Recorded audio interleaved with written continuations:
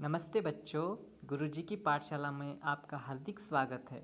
तो गुरुजी की पाठशाला में हम नए नए वीडियो लाते रहेंगे और आपको आसान तरीके से विषय का ज्ञान देने का प्रयास करेंगे।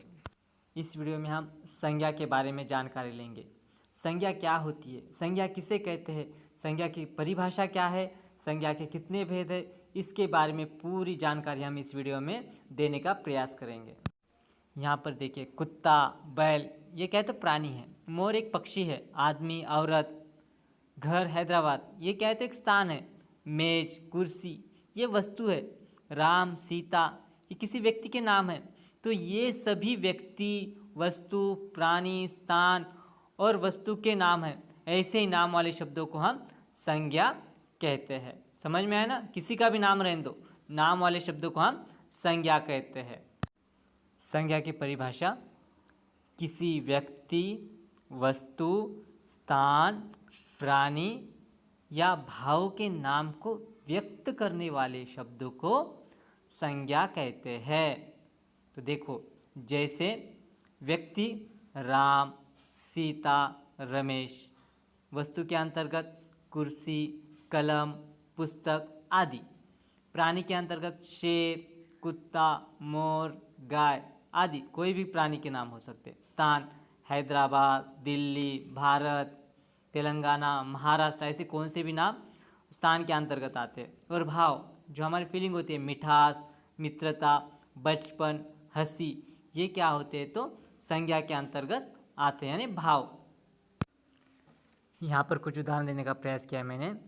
राम खेलता है, गाय दूध देती है, मेज पर पुस्तक रखी है, आपकी बात सुनकर हंसी आई। देखो, चार उदाहरण है, तो हर उदाहरण में लाल रंग का जो शब्द है, तो पहला जो राम खेलता है, राम के अंतर्गत राम संज्ञा होती है, यानी एक व्यक्ति का नाम है। गाय दूध देती है, एक प्राणी का नाम है।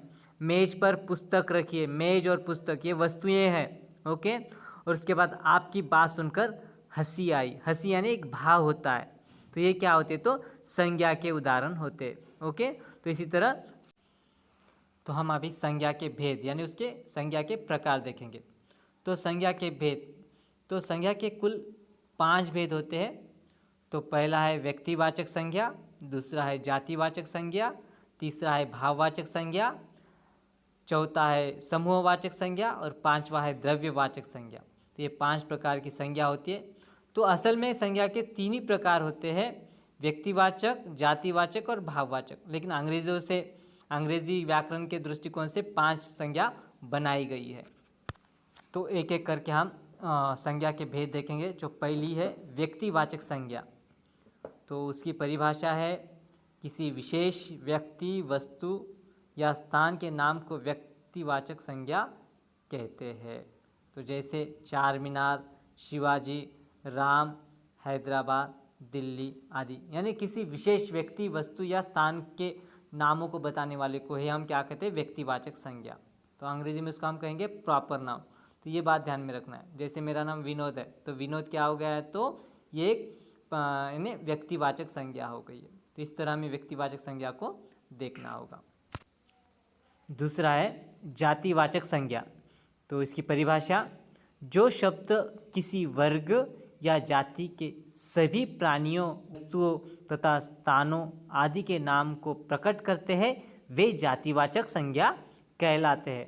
तो जैसे उदाहरण देखिए, आदमी, औरत, गाय, पुस्तक, विद्यार्थी, गांव, शहर, देश आदि ये क्या होते हैं तो जातिवाचक संज्ञा होती है। जैसे उदाहरण देता हूँ, विद्यार्थी कक्षा में बैठे हैं, तो इसमें मैंने क्या है विद्यार्थी का है, किसी एक का नाम लिया है क्या मैंने? नहीं, पूरे विद्यार्थियों का नाम, किसी विद्यार्थियों के बारे में कहा गया, नहीं उसकी जाति के लिए कहा गया। तो ये होता है जातिवाचक। किसी एक का न कह के उनकी जाति के लिए कहना, उसको ही जातिवाचक संज्ञा कहते हैं।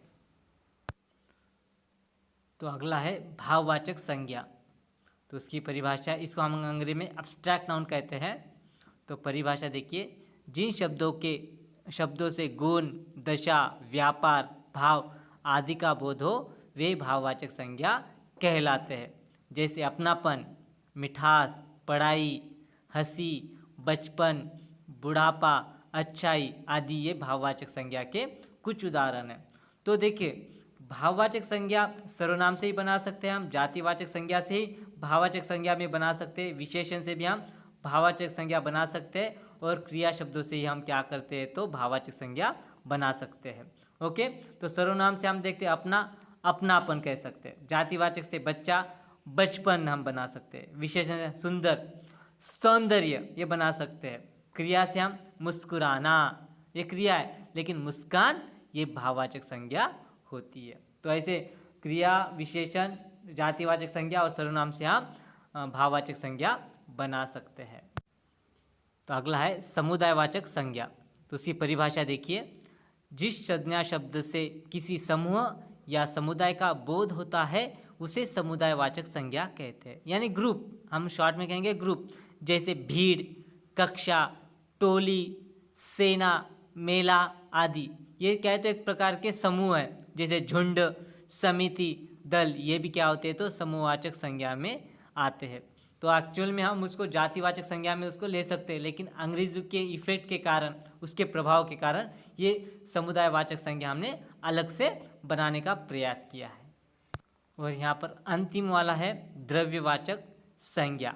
तो उसकी परिभाषा देखिए, जिस संज्ञा शब्द से किसी पदार्थ का बोध होता है उसे द्रव्यवाचक संज्ञा कहते हैं, जैसे पानी, दूध, सोना, चांदी, हीरा, तेल आदि। तो यहाँ पर कुछ द्रव्य पदार्थ है, पानी, दूध और तेल क्या है तो एक द्रव्य है, सोना चांदी तो एक क्या है तो एक प्रकार के खनिज यह है, इसको हम कहते हैं मेटल कहते हैं। उसके बाद हीरा तो एक पदार्थ है। तो इस वजह से जो जो पदार्थ होते हैं उनको ही द्रव्यवाचक संज्ञा हम कहते हैं। तो इसको हम अंग्रेजी में क्या कहेंगे तो मटेरियल नाउन। ओके, तो ये धन्यवाद मित्र हो। यहाँ पर मेरा यही प्रयास रहा है कि आसान पद्धति से आपको समझा सकूँ। अगर कोई गलती हुई हो तो निसंकोच आप मुझे कमेंट्स कीजिए। मेरा यह प्रयास आपको अच्छा लगा तो इस वीडियो को लाइक करें, सब्सक्राइब करें, कैसे जब आप सब्सक्राइब करते हो, लाइक करते हो तो हमें एक मोटिवेशन मिलता है और हम नए नए वीडियो बनाने का अधिक से अधिक प्रयास करने का प्रयत्न करते हैं। धन्यवाद।